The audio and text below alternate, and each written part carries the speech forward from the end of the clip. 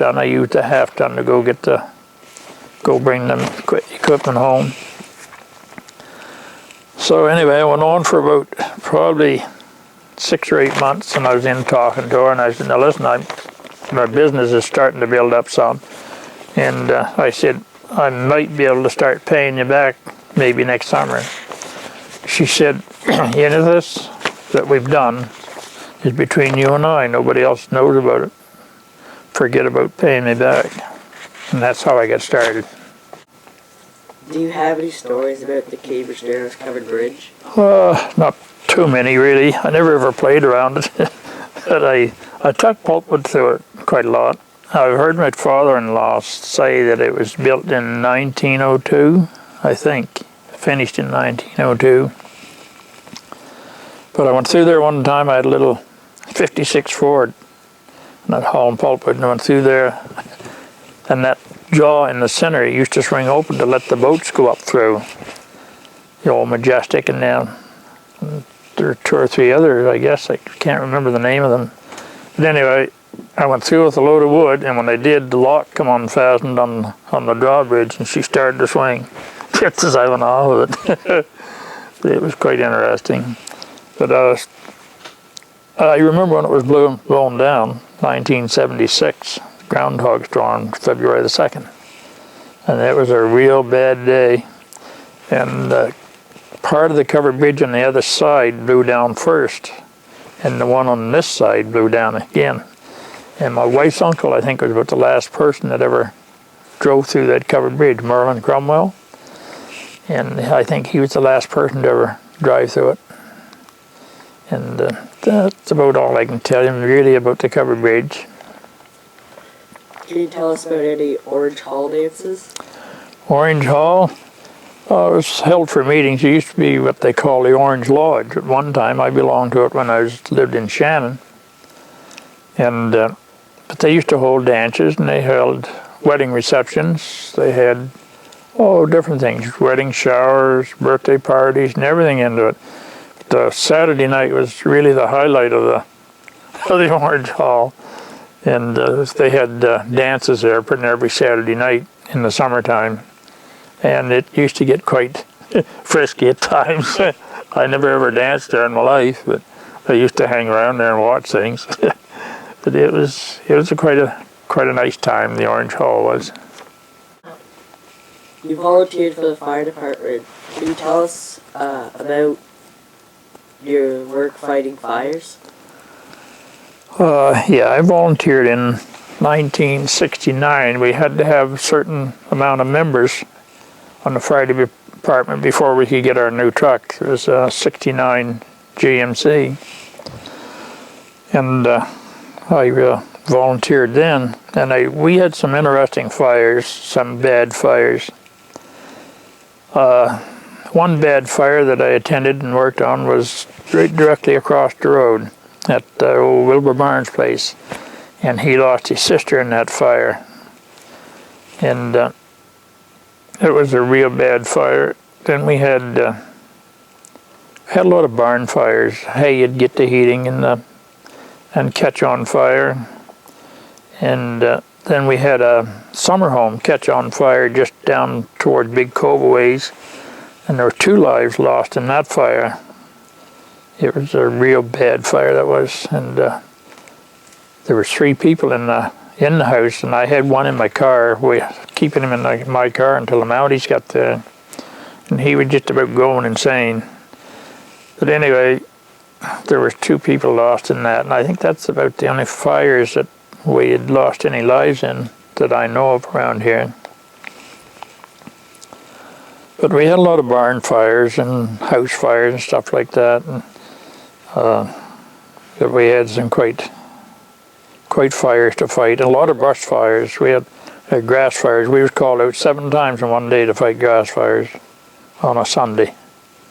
Right up Youngs's Cove to Big Cove. 7 fires calls that day. So I was there for 27 years, and I said enough's enough, and I retired from from volunteering for the fire department. So then I got on the ambulance. That was another volunteer job. And then the Recreation Council, that was a volunteer job. So I guess that's about it for the fire department. In 1966, you volunteered for the Recreational Council. Can you tell us about some of your accomplishments? Well, I served on the board of directors for quite a few years on the Recreation Council.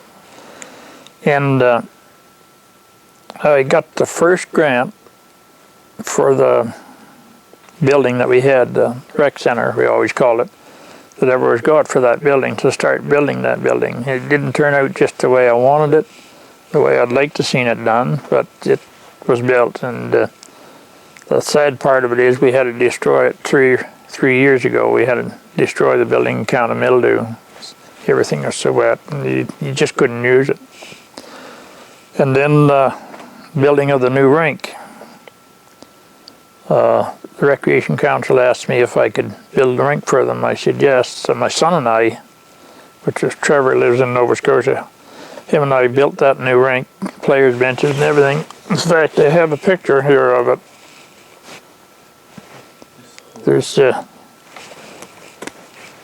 That's a picture of a hockey game and the people standing around. I know some of the people, that probably know them all, but there's a couple there that I could point out. My wife's uncle is a fellow standing there with the brown hat on, and a lady with the blonde hair was Muriel White.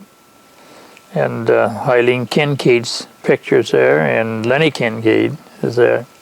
But anyway, my son and I built that rink. They had the post done with a slammer that they built the deer farm fences down here with, and they drove the railway ties. And then my son and I planted the plywood, put all the 2x4 on, and lined it up, and put the plywood on the sides. And we built the players' benches. And I have this player bench sitting on my farm up the road about a mile from my house. This one here we tore apart to build a piece on my camp with. So, and we also had a penalty box. I never spent any time in it, but we had the penalty box built right along there with it. And it was a good time. And we had skate-a-thons to raise money to try to keep things going in the rink. And the first skate-a-thon that we had, we raised over $1,100 that day, just from people going in skating with sponsors and one thing and another like that. But we had 2 or 3 skate-a-thons, and we raised a lot of money that way. We worked through a finance committee, people that would hold variety shows and one thing and another like that. And I used to MC some of the variety shows, and we had fun at it. But then it just got so there wasn't enough young people around to keep it going, and nobody to work at it. We couldn't get anybody to volunteer their time. People getting older, they couldn't stand to shovel snow, I guess. But we just couldn't get, and then government grants, they kind of phased out there for a few years, so it just, the Recreation Council went down. And not too much anybody could do about it, really. But I think that's about the life of the rink anyway. Do you still volunteer in the community? Not too much, only at the school. If they needed me at the school, I'll go over any time and volunteer my time around that. But not really, not now. When I quit the village council, I said that's enough. I want some time for myself, and we just go visit her family around different places. And I got a daughter lives above Perth, Andover, and my son lives down in Elmsdale, Nova Scotia. We go see them, and I grow a little garden of my own there by the house. And then my grandson and I, Malcolm, we cut firewood and one thing and another together. We hunt together and everything like that. And it's just doing some of the things that I enjoy doing. So, but I still volunteer for the school, and I always will as long as I'm able to. So. Frank Cole, a Legacy History Project thanks you so much for sharing your life stories and memories with us. Thanks for having me over. I enjoyed it. This concludes our interview with Frank Cole. Thank you for this opportunity, a Legacy of History project.